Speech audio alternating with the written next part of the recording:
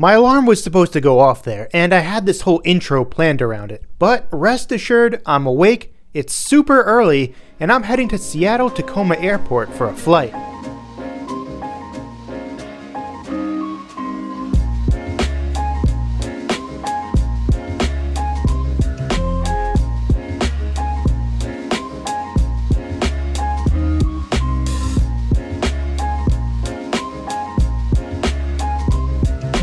SeaTac is the home base for Alaska Airlines, and I'll be flying with them today to San Diego. You might be asking yourself why an airline called Alaska Airlines is based in Washington State.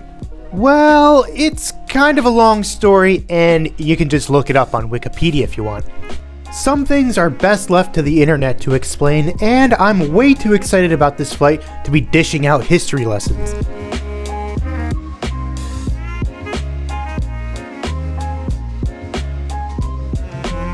If you haven't read the title, then you're probably wondering why any sane person would be excited to get up at 4 a.m. to catch a flight.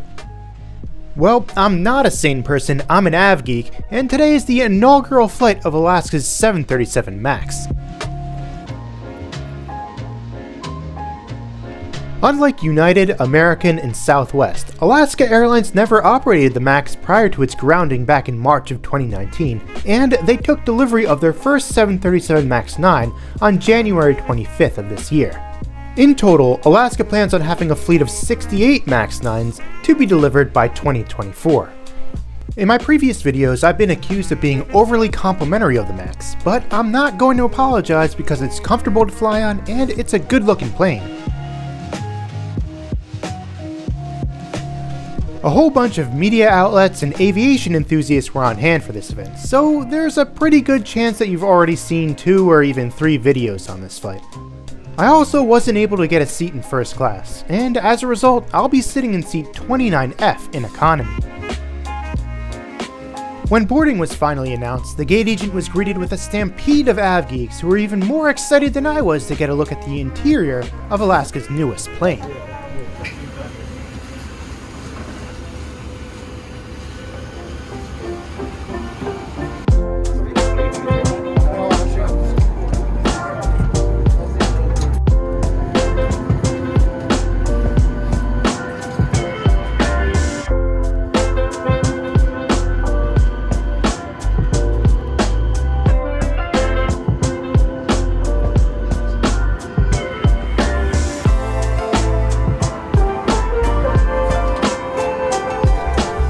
Welcome to Alaska's updated economy class cabin, which features 138 newly designed coach seats from Recaro in a 3-3 configuration.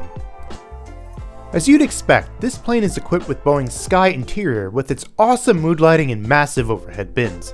At first glance I was definitely impressed, but I'll take a closer look at the cabin later on in the flight once I've settled in more. The economy cabin was boarded back to front, and economy passengers didn't receive any sanitizing wipes, but I guess we didn't really need any since this was a brand new plane. This morning's flight wasn't completely full, but it was close to it. Nevertheless, the cabin crew got everyone seated and we prepared for departure. So, a little bit of fanfare this morning. The only disappointment I have is going to the middle. First, I'd like to just introduce you to us. That's Captain Joe Blunt. I'm the Director of Flight Standards here at Alaska Airlines. And one of the instructors, Brian Iyer, sitting in the next seat next to me. He owns the airplanes. He's the fleet captain. And he has provided the privilege of me sitting in the left seat today. He and I took the aircraft through the majority of its proving runs, which went absolutely flawlessly. For those of you on board that are employees of Alaska Airlines, I'd just like to shout out to you and say thank you, because getting to where we are today, flying the very first MAX and revenue service was a long road, and every single one of you had a piece of that. I'd like to give you credit for it. So, we absolutely love this aircraft. So far, all the pilots that have flown it have all had the same impression. It's just an absolutely wonderful aircraft. It's just very planted, very rock solid feeling airplane. It's very, very stable. It's very efficient. We're going to burn about 15% less fuel today going to San Diego than we would otherwise. That's important for our future. It's important for the environment, and this jet's going to take us into the future for Alaska Airlines. So welcome aboard, everybody. Sit back and enjoy the ride. We'll see you in San Diego.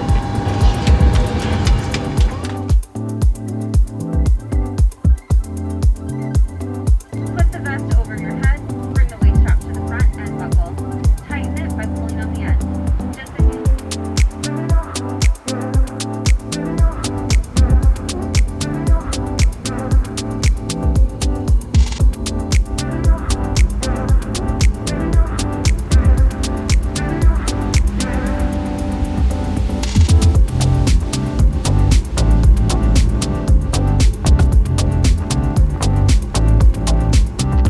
After taxiing to the runway, it was finally time to start this 2-hour and 47-minute flight to San Diego.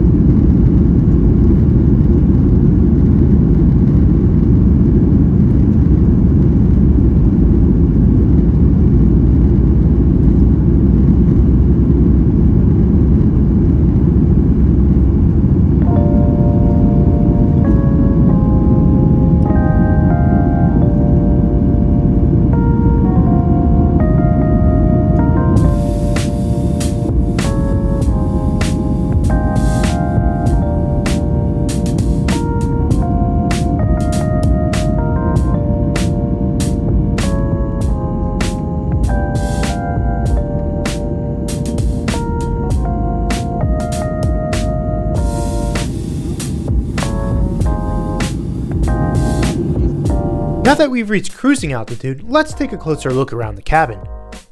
I really like the design of the economy class seat. There's 32 inches of legroom, which is better than most US airlines, and you have a little mesh storage pocket down by your feet. A pretty big tray table pulls out from in front of you, and it's nice and adjustable. There's no IFE screens, but Alaska has equipped their seats with this tablet holder. You've probably noticed the USB port, which is located conveniently next to the tablet holder in case you need to charge your device while you're using it. And there's a universal outlet underneath the tray table. The seats themselves are really comfortable. I read that the cushions are made from memory foam, and I could definitely tell the difference. I could easily see myself sitting here for much longer than 3 hours. From what I saw, there was a nice amount of recline. I didn't put my chair back though because I didn't want to annoy the person behind me.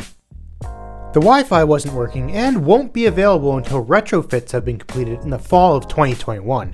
You could still stream content from Alaska's IFE portfolio though.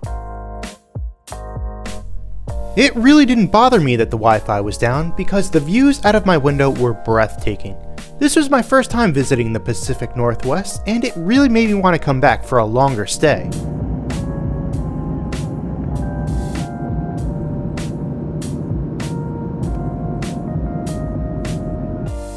There was a small snack and drink service on this flight. Everyone was given a Biscoff cookie and a drink of their choice. The drink selection was a bit limited though. I've heard that the airline has scaled down their food and beverage service for health reasons. In the literature pocket, there was a little informational pamphlet as well as a sickness bag and the safety card. I was happy to see that Alaska kept the 737 MAX branding on this.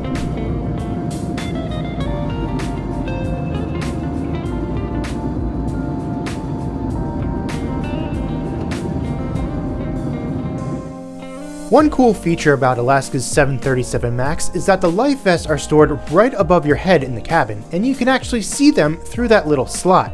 I hope I never have to use them though. One of the hallmarks of Alaska's new interior are the neutral colors that help to create a relaxed atmosphere. I was sad to see that they didn't install the same Native American patterns that can be found on the bulkheads of their older planes. They might not be for everyone, but I thought they really added a lot of character to the cabin.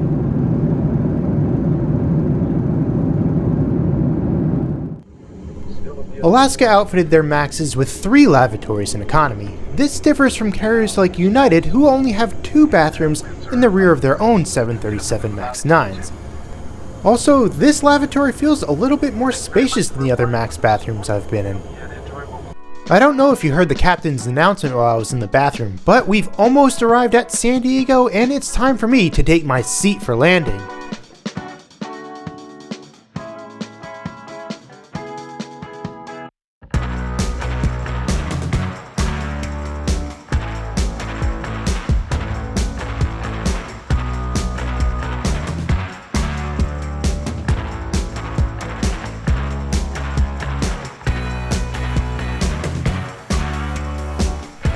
I haven't flown much with Alaska Airlines, but one thing that has really impressed me about them is the crew. They always seem to be very friendly and professional, and the staff on this morning's flight was no exception. You could tell that they really enjoyed their jobs and went the extra mile to ensure everyone's comfort.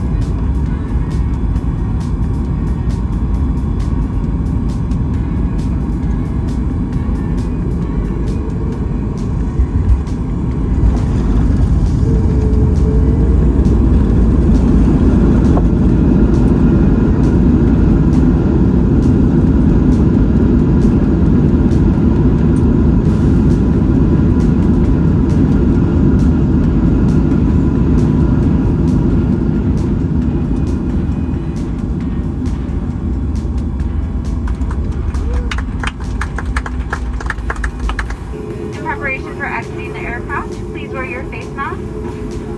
Wait to stand until the row in front of you has moved down the aisle. Please keep your face mask on while passing through the airport.